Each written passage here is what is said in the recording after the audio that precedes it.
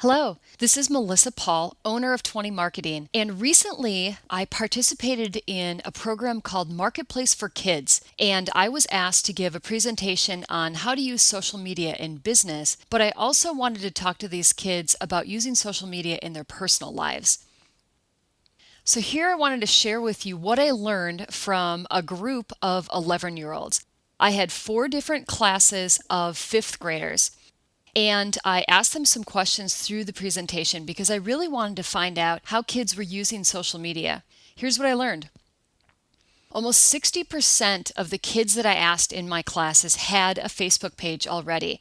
Now, these kids are 11. Facebook has a requirement that you need to be 13 before you have a Facebook page. So obviously, kids are finding workarounds. They can do some math. They can enter their older brother or sister's birth date and get around that. But almost 60% of them already had a Facebook page. That really surprised me. The second thing that I found out, which really bothered me, was that all of the kids in the class had seen something mean or scary online. And I asked, have you been online long enough to see something mean or scary? And they all raised their hands. So what does this mean?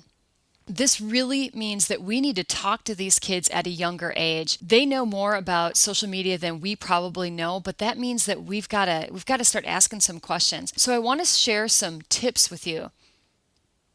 Tip number 1, ask your kids lots of questions about it. Ask them, what do they think of social media?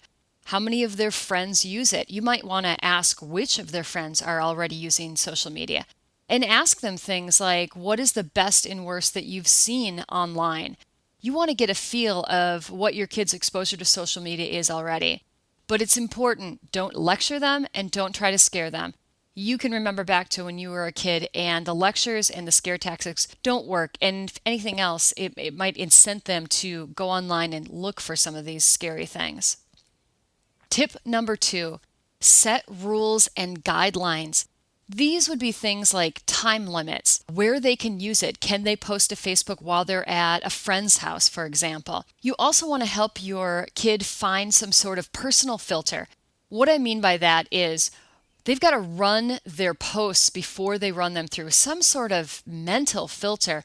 I had a little girl raise her hand in the class and told me that her mom said if she wouldn't say it to grandma, that she shouldn't put it online. You need to work with your kid and come up with something like that so that they have their own personal filter.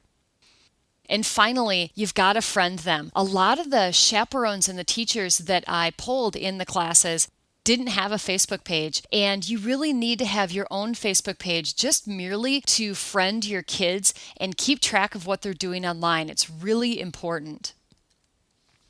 I hope you found these tips useful and that you take some time out to have a talk with your kids about how they're using social media. You're probably going to learn a lot about it. Check out my blog at 20marketing.com for other tips on building a better business as well as having better work-life harmony.